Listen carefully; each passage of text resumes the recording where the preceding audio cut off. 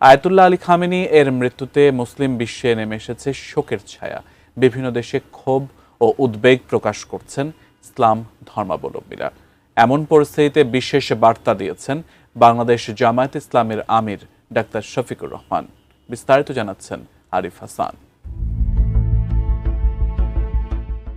দীর্ঘ 4 দশকেরও বেশি সময় ধরে ইরানের রাজনীতি, ধর্মীয় নেতৃত্ব ও আঞ্চলিক কৌশলগত অবস্থানের কেন্দ্রীয় ব্যক্তিতে পরিণত হন ইরানের সর্বোচ্চ ধর্মীয় নেতা আয়াতুল্লাহ আলী খামেনি। তার নেতৃত্বে ইরান বিশ্ব রাজনীতির অন্যতম আলোচিত রাষ্ট্রে পরিণত হয় এবং সামরিক ও কৌশলগত সক্ষমতায় পৌঁছে যায় নতুন উচ্চতায়।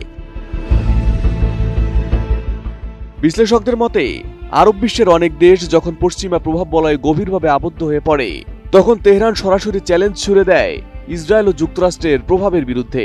এই অবস্থানই দেশটিকে দীর্ঘদিন ধরে ভূরাজনৈতিক উত্তেজনার কেন্দ্রে রেখেছে। সাম্প্রতিক বছরগুলোতে ধারাবাহিক বিভিন্ন অভিযানে ইরানের উচ্চ পর্যায়ের একাধিক নেতার নিহত হওয়ার ঘটনাও আঞ্চলিক উত্তেজনাকে আরো বাড়িয়ে তোলে। সর্বশেষ হামলায় খামেনির মৃত্যু ঘটার মধ্য দিয়ে অবসান হলো তার দীর্ঘ নেতৃত্বের অধ্যায়ের।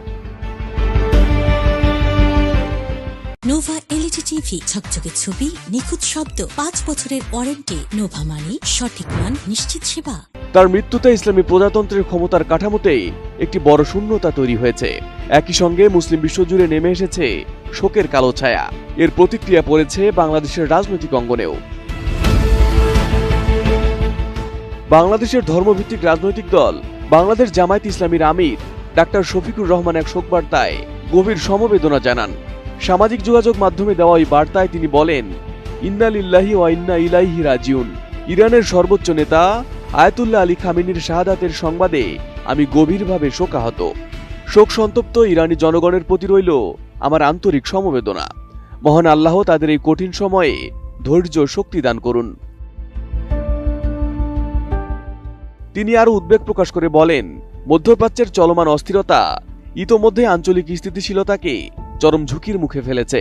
পরিস্থিতি যদি আরো সামরিক সংঘাতের দিকে গড়ায়, তবে তা একটি দেশের গণ্ডি পেরিয়ে পুরো অঞ্চলের জন্য ভয়াবহ পরিণতি ডেকে আনতে পারে।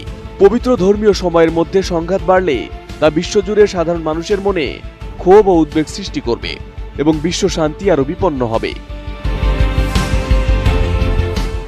একই সঙ্গে তিনি সংশ্লিষ্ট সব পক্ষকে সংযম প্রদর্শনের আহ্বান জানিয়ে বলেন, সামরিক পদক্ষেপ বন্ধ করে কূটনৈতিক সমাধানের পথে এগিয়ে আসাই এখন সবচেয়ে জরুরি।